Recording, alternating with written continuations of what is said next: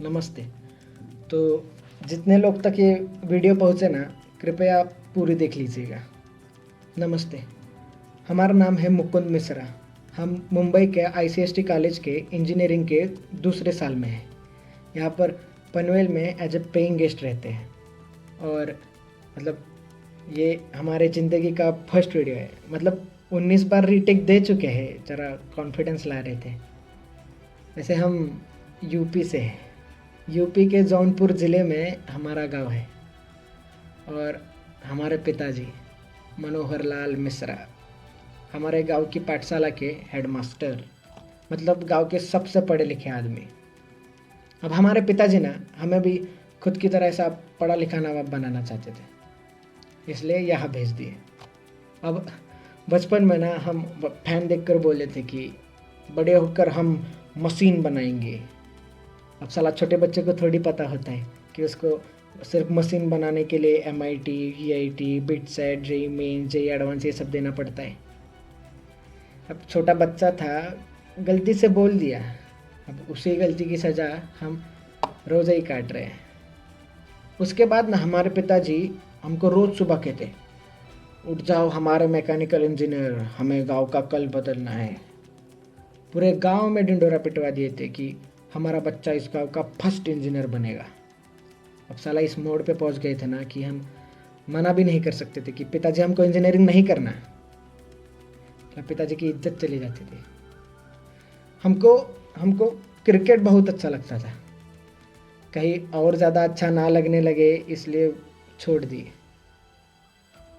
उसके बाद हमारे पिताजी हमसे कहे कि बेटा अगर ज़िंदगी में तरक्की करनी है ना तो ये गांव के दोस्तों के साथ घूमना फिरना ये बंद कर दो। तो हम बचपन के दोस्तों के साथ घूमना फिरना भी बंद कर दिए। हमको याद है हम 10वीं का पड़ाव बहुत ही ज़ोर से पार किए थे। मतलब पूरे ज़िले में 7वें आए थे हम, और इनाम के तौर पर हमें पिताजी ये सैमसंग का फ़ोन दे दिए।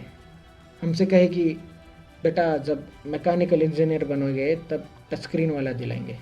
अब जब साला मैकेनिकल इंजीनियर बनेंगे तब इनसे थोड़ी ना मांगेंगे फ़ोन, हम बर्बाद ना हो इसलिए नहीं देते। और हमको इस चीज़ से दिक्कत भी नहीं थी।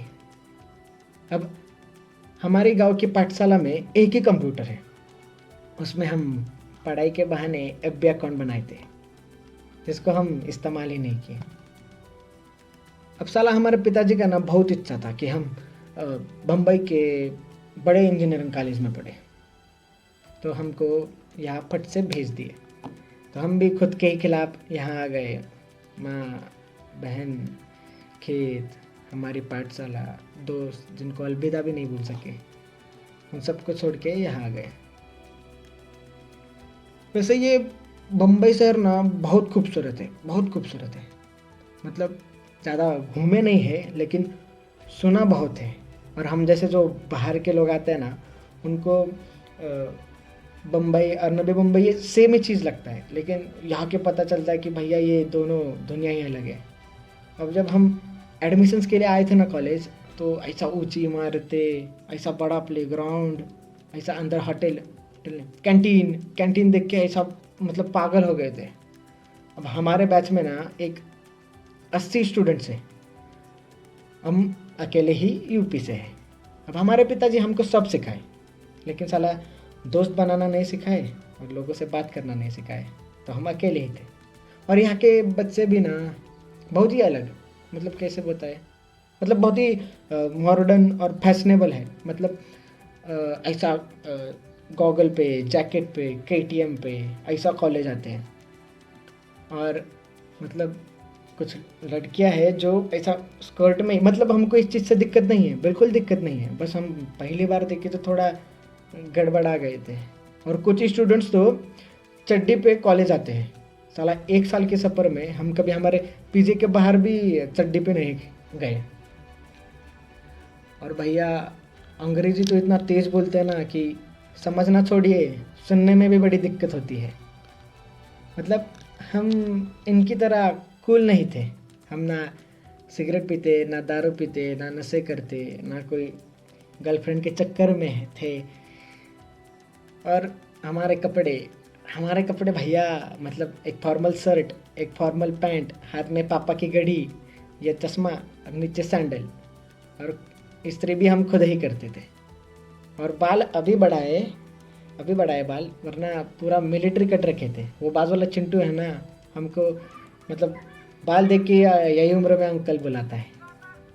अभी हम मतलब ये सब को अगर बाजू में रखें ना, तो हम वैसे बहुत होशियार है। मतलब खुद की तारीफ नहीं करेंगे, लेकिन हमारे कुछ उसूल है, जैसे कि हम बंक नहीं करेंगे, असाइनमेंट्स टाइम पे देंगे, जो भी है ईमानदारी से करेंगे। अभी 2-3 महीने पहले का बात है, हमारा सेम 2 का एग्ज़ाम्स पास में आ रहा था। तो धीरे धीरे सब हमारे साथ ऐसा ही हाय बाय बोलने लगे, हमारे साथ बात करने लगे, हमारे मतलब फर्स्ट बेंच में बाजू में बैठने लगे। हमको बोले कि हमको मतलब कैंटीन घुमाए, हमको प्लेग्राउंड घुमाए, हमको मॉल घुमाए, हमको चीज़ फ्रैंकी, सैंडविच, मतलब बहुत नाम याद नहीं आ रहे, लेकिन बहुत बहुत कुछ खिलाए। और हम उनको मतलब जितने भी पढ़ाए उसके नोट्स देते, फिर उनको लाइब्रेरी में लेक्चर देते। और मतलब साला इतना कॉन्फिडेंट हम कभी ज़िंदगी में फील नहीं किए थे। और हमको ना मतलब लड़की लोग भी नंबर शेयर करने लगी, तो हम थोड़ा गड़बड़ा जाते थे उधर। मतलब अचानक इतना सारा आ गया ना कि हम पागल हो गए थे। मतलब बहुत ही खुश थे हम, मतलब हमारे ज़िंदगी का ना ये बेस्ट पीरियड कह सकते हैं। अभी हमारा ना ये वॉचमैन है ना जो नीचे, उनका यही फ़ोन पे हम वीडियो बना रहे हैं। तो उनका एंड्रॉयड फ़ोन है और उनको चलाने नहीं आता है, तो हम उन पे हमको दे देते हैं फ़ोन। तो उनके फ़ोन पे ऐप भी खोल के हम सबको फ्रेंड भी बना लिए। तो हमारा ना 2 पेपर अच्छे से हो गए, हम धम धम सबको पेपर दिखाए, सबको आंसर्स बताए। तो क्या हुआ ना कि ये कोरोना की वजह से जो बाकी का पेपर था वो कैंसिल हो गया। तो उसके बाद ना जैसा कोरोना हुआ, लॉकडाउन हुआ तो सब अपने अपने घर में। तो हमको सारा सबका टेक्स्ट आना बंद, ना हमको किसी का कॉल आता। अगर हम सामने से भी करें तो भी कोई उठाता नहीं या कोई रिस्पॉन्ड नहीं करता। हमको एक लड़की का मैसेज आया था कि thank you Mukund for your help, means a lot. तो हम कहे कि you are welcome, how are you. तो उसका भी रिप्लाई नहीं आया। हम सोचे कि हम ऐसा क्या कर दिए, कुछ गलत बोल दिए क्या किसी को। अभी तो हम सोचे कि साला हम कूल बनने के लिए ना फेसबुक पर मीम्स सबको शेयर करते हैं, तो सबका रिएक्शन तो आएगा। लेकिन उधर भी कोई किसी का रिएक्शन नहीं आया। मतलब हम बहुत कोशिश कर रहे थे बात करने का। हम मतलब अभी एक अकेला इंसान घर में पढ़ेगा भी कितना। हम ना गेम खेल सकते थे, ना पिक्चर देख सकते थे, ना किसी से मतलब घूमने के लिए बाहर जा सकते थे। हम बहुत सोने लगे थे, हम बहुत चिड़चिड़े हो गए थे, बीच में ही रोते थे, बीच में ही गुस्सा होते थे। हम ज़्यादा सोने लगे थे, मतलब हमारा काबू ही खुद से हट गया था। हम मतलब अभी देखिए ना, हम जो चीज़ ज़िंदगी में नहीं कहे वो पहली बार कर रहे हैं। जैसे कि हम पहली बार वीडियो बना रहे हैं। हम पिताजी को बोलने का भी कोशिश किए कि पिताजी हमको ठीक नहीं लग रहा है, हम मतलब थोड़े गुस्सा हो रहे, थोड़े ज़्यादा रो रहे, या हम बहुत अकेला महसूस कर रहे हैं।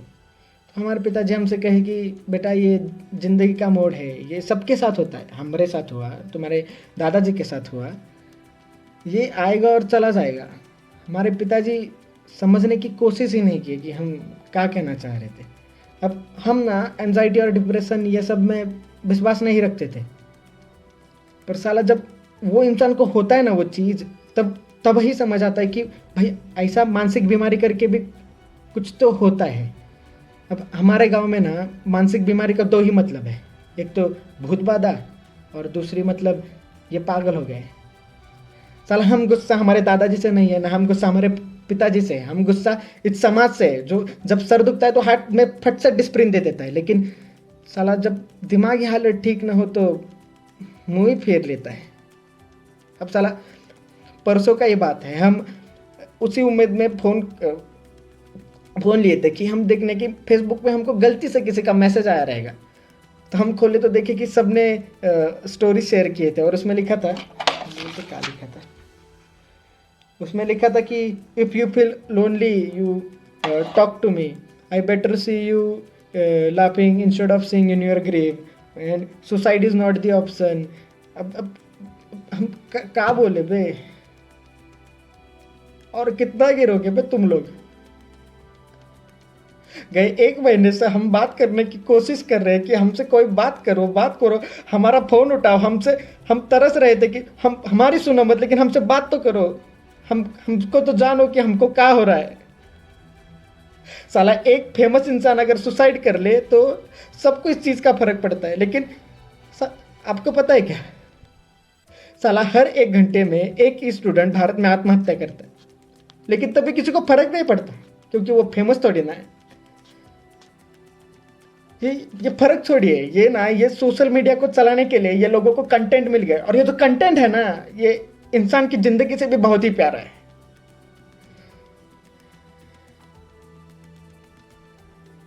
अभी 2-3 हफ्ते और गए ना, किसी को कुछ फर्क नहीं पड़ेगा, क्या एंजाइटी और क्या डिप्रेशन। साला वो दर्द ही बहुत अलग होता है जब दर्द बांटने के लिए भी कोई नहीं होता। अब हम यही कहना चाहते हैं कि अगर ये सोशल मीडिया की दुनिया से निकले और आजू बाजू देखे कि लोग रुके आपसे बात करने के लिए तरस रहे अकेले, तो उनसे बात कीजिए, उनको ऐसा मुंह मत फेरिए। अगर ये बोलते वक्त हम किसी का दिल दुखाए रहेंगे तो माफ कर दीजिएगा, हमारा उद्देश्य नहीं था। हमको सुनने के लिए आपका बहुत सारा शुक्रिया, धन्यवाद।